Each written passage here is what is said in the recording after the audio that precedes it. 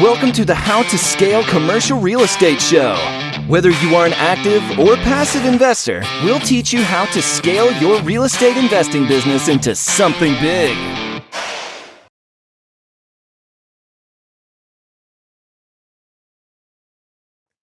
Chris and Collin, welcome to the show. Thanks for having us. Appreciate it. Yeah.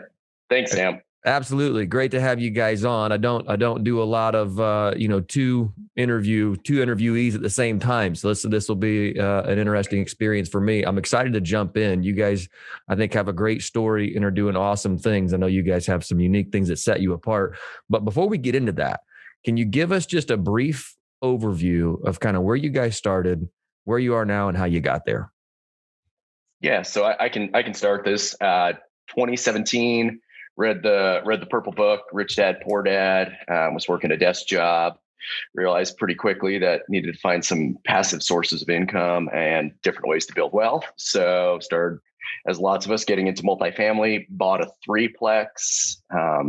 During that process, continued purchasing more and more assets. Smaller multifamilies. Created a property management company, and then partnered with Chris. We were actually competing over and over and over.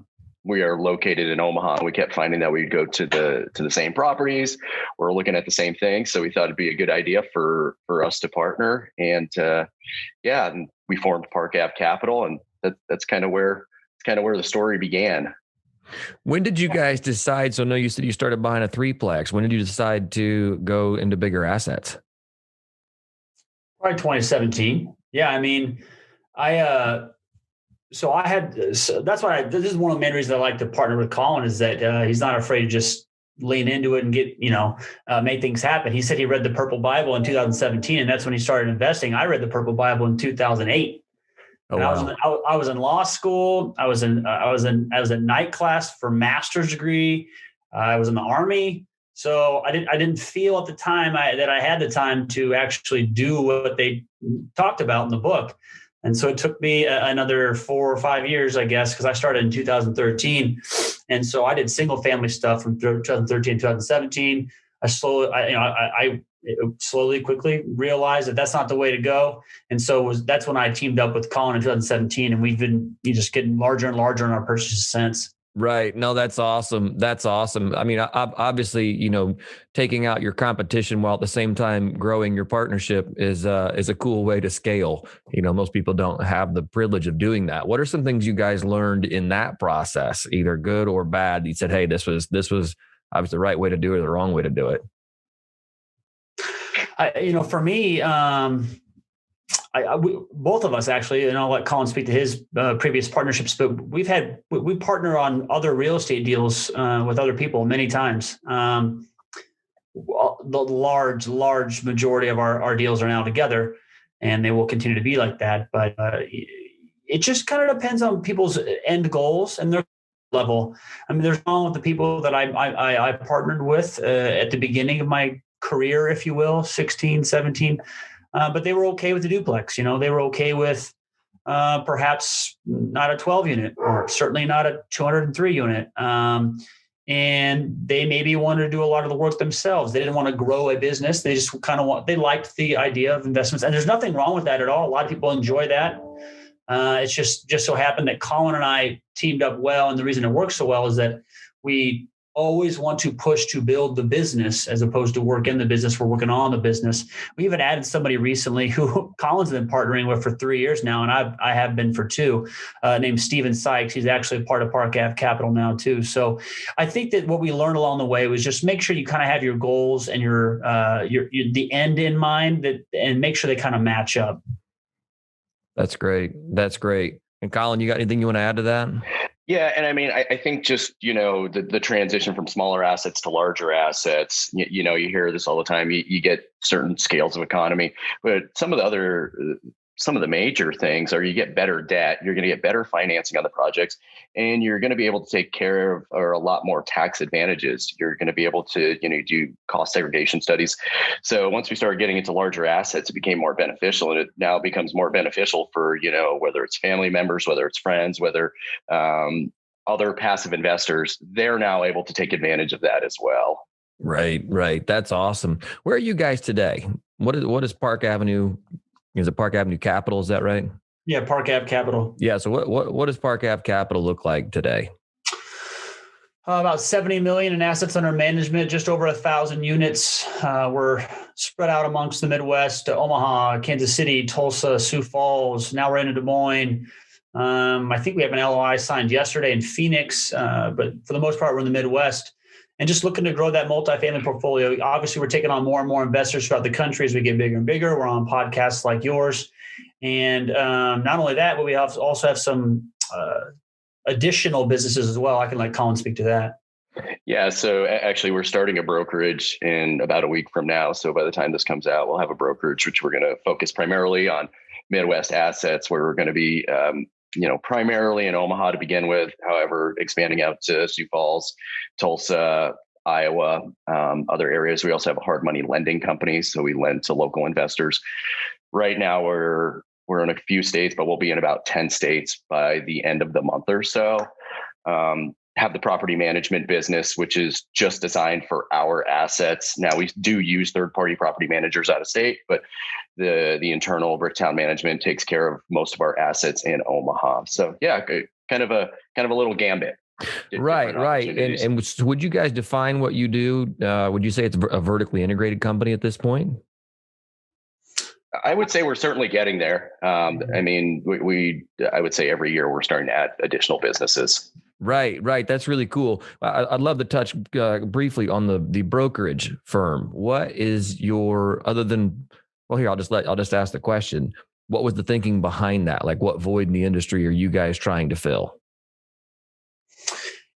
So our partner, Stephen Sykes, who's part of Park Ave Capital, he's a broker himself, and he had his own brokerage where he was the sole agent for a while, and we've been utilizing him for a few years now.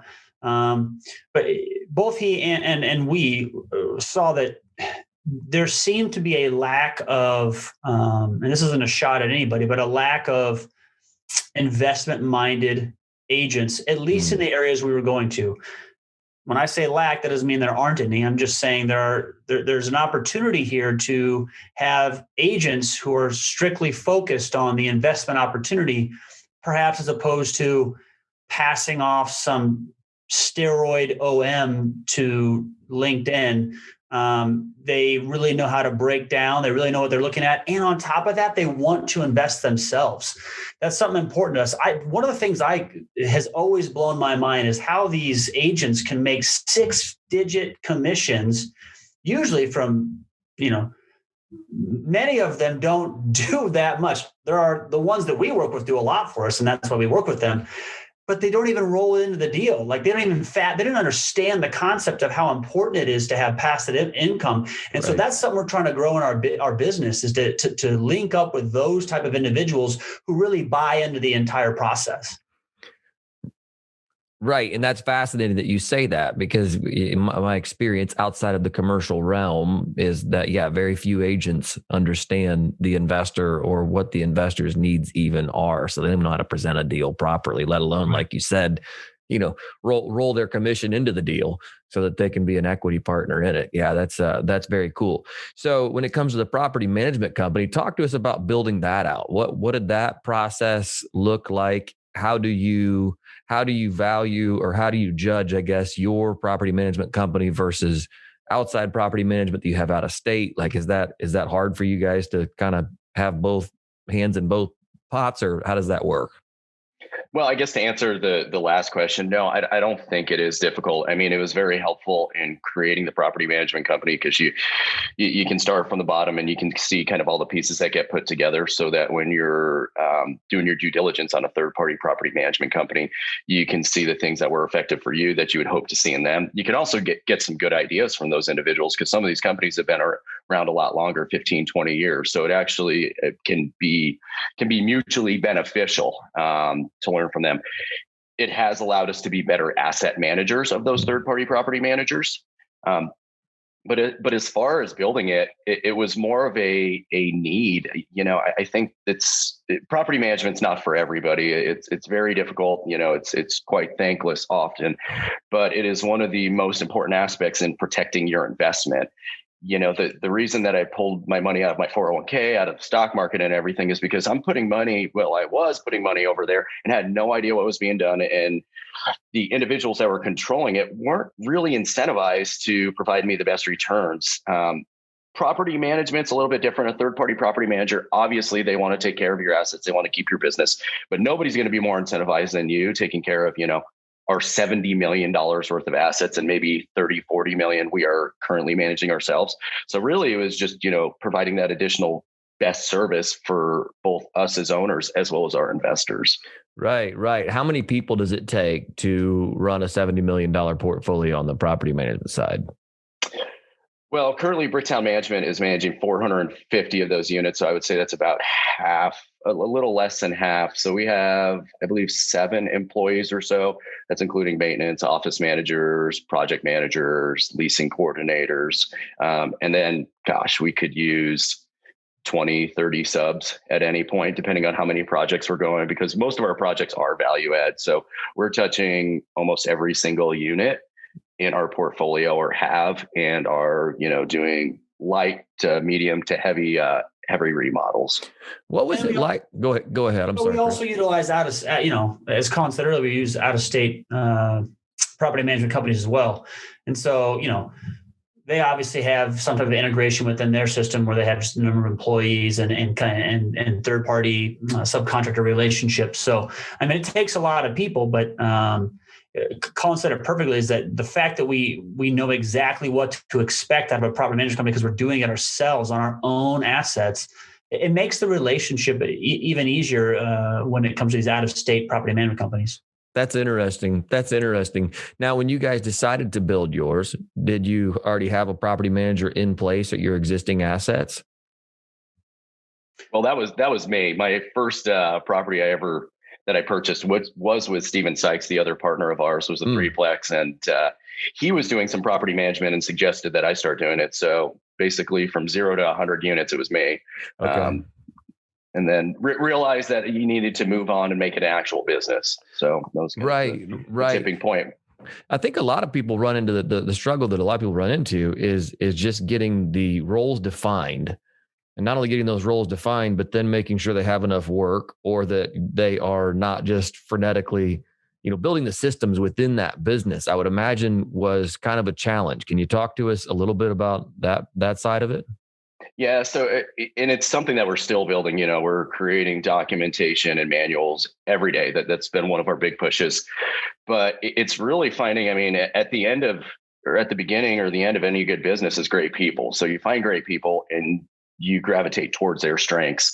So we started defining roles basically around individual strengths. I found individuals that were willing to work hard, that were interested. So something we didn't touch on is that Chris and I, as employees, they're now investing into real estate as well. Similar with the brokerage and what we're trying to do there, very, very similar. Property management, Park Ave side, we want our employees to invest as well. We think that's one of the biggest benefits of working for us. But yeah, building those systems, it's just been kind of an ongoing process. Every time, all my employees, the biggest thing that we say is, I want you to find where your time is being used least valuably, and then we want to hire that position out. So at the beginning, we're all picking up trash, we're all changing locks, we're all doing these kind of minor tasks.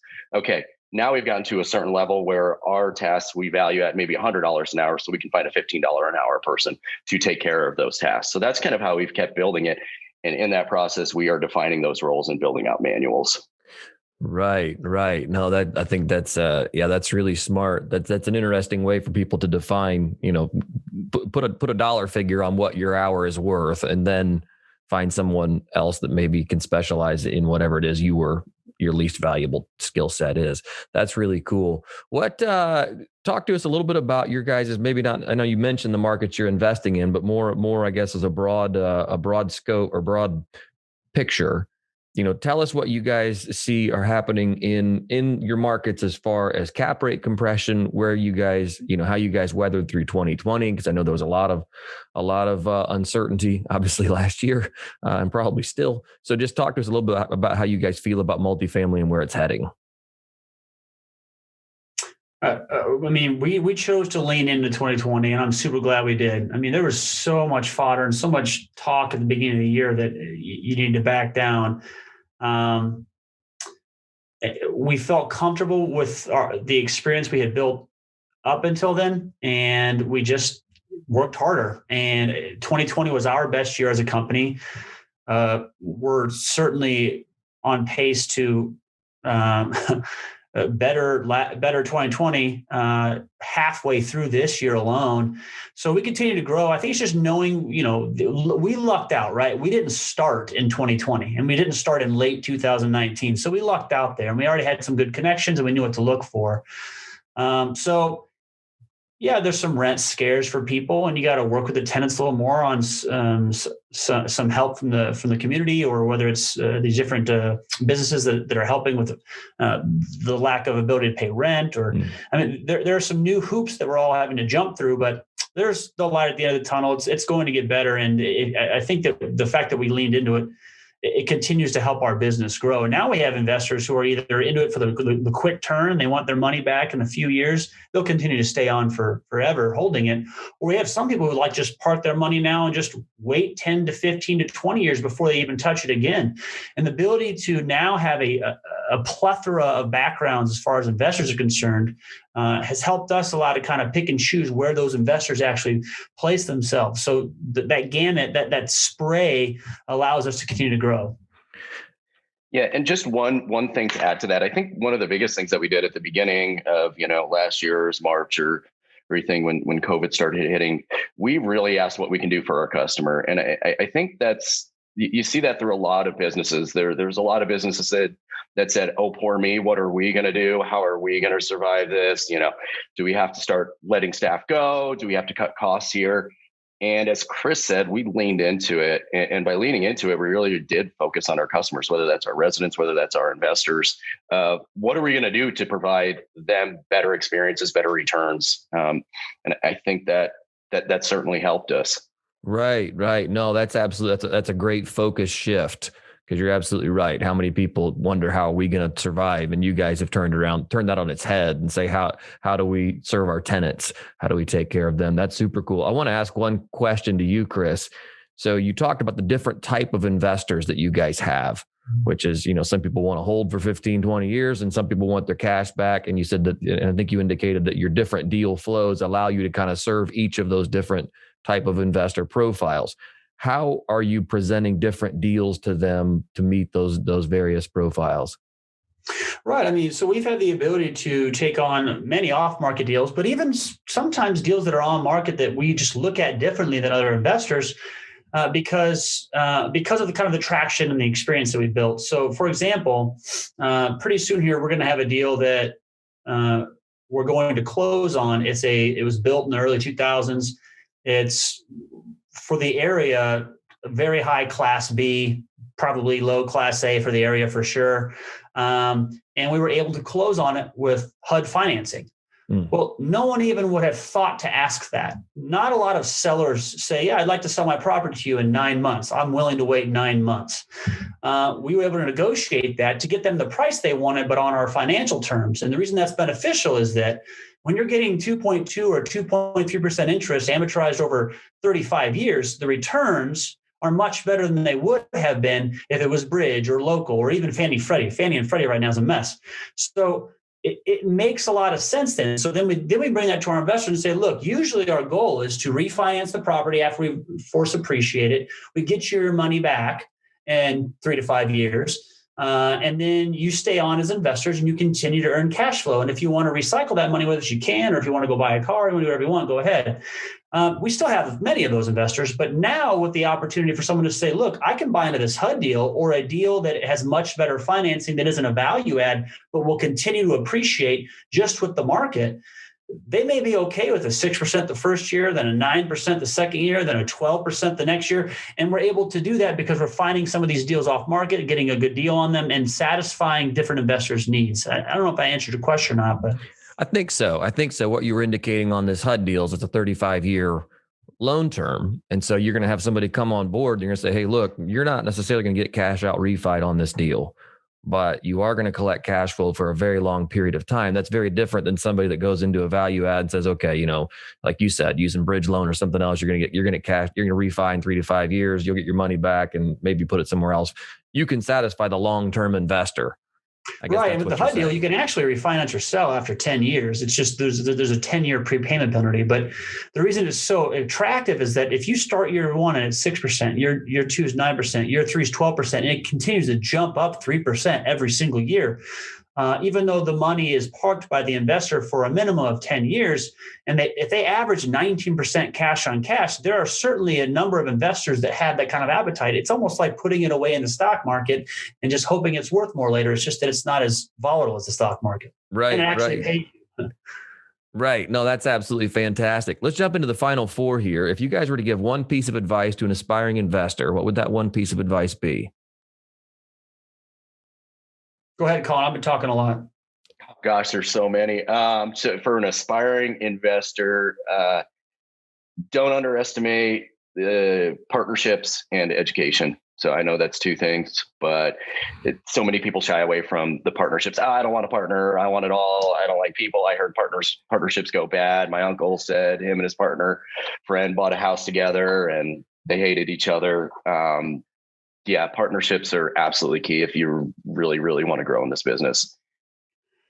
Hands down, that's my answer too. I'm not trying to recycle it, but there's no question. I think the kind of caveat with that is that everyone has something to offer. Just find out what your value add is. You may come to a deal like this and you may not have any money and you may have never purchased an apartment before in your life, but you were able to go walk up to the door of the owner of that apartment and convince that apartment owner to sell you something off market. If you bring that deal to an investor like us or anybody, you now have something to offer. You didn't have any money. You've never purchased an apartment before, but all of a sudden you have a deal that's 60% less than market value. You now have something to offer, and that's the way you can get in. There's always a way to get into these things. You just got to figure out a way to add value. Right. I love those answers. That's great. When it comes to investing in yourself, what's one thing you're doing to stay on top of your game? Gosh, I think lots of education. I mean, getting on podcasts, listening to podcasts, reading, signing up for masterminds. Chris? I mean, maybe I should stop going second so I stop regurgitating everything you're saying. I think that you just got to surround yourself with the right people, right? Whether they're meetups, it's been tough during COVID. I get it. Collin started meetup about 2,000 members now, and he carried it on through Zoom, and it's still doing a really good job over Zoom. But just surround yourself with the right people. I mean, I learned something every day from people who just started a month ago to people who've been doing it for 20 years. And the more you can talk about it, the more you can kind of bounce ideas off people, the more you can learn. And I think that's really important. Just surround yourself with the right people. Right. Yeah, absolutely. When it comes to investing in the world, what's one thing you're doing to make the world a better place? I'll go first here. Thanks, Collin. One of the ways that we've actually started investing in some of our deals now is we teamed up with a group named Z&E Capital. And we're buying properties that are have the availability to not only drastically improve your returns, but also drastically positively affect the environment by we're adding solar to our apartment complexes, teamed with water conservation practices. So we're going in there and we are actually implementing solar on the entire apartment complex. Yes, it's a pretty penny, but it pays off down the long run, and it's beneficial tax wise and income wise, and it sincerely helps the planet. We also go in and we actually replace every single toilet, every single faucet, and we're doing all this like in the first 6 months of owning the apartment. So sure, it is certainly helping us financially. It's helping our financials, our investors financially, but it is sincerely helpful and is the way progressively that some of these movements are taking, because it is really helping the earth. Right. That's awesome. Collin, you got anything to add to that? Well, Chris just found the cure for global warming, so I don't know if I can beat that. That's awesome. we Chris and I take a lot of time. We try to mentor younger investors. There's been a lot of people that have mentored us and helped us. So sure. that would be, as I said, not the same as saving the world from carbon emission pollution, but pretty close. A close second. Gentlemen, if our listeners want to get in touch with you, what's the best way to do that? Chris at parkavinvesting.com. I'm on LinkedIn, Chris Pomerleau. Collin's at Collin Schwartz, Collin at Bricktown Management. We're both on LinkedIn. You can find us on our website, parkavinvesting.com. Always interested in talking with people, always interested in helping. Awesome. Guys, thanks so much for coming on today. Certainly appreciate it. Thank you. Thanks, Sam.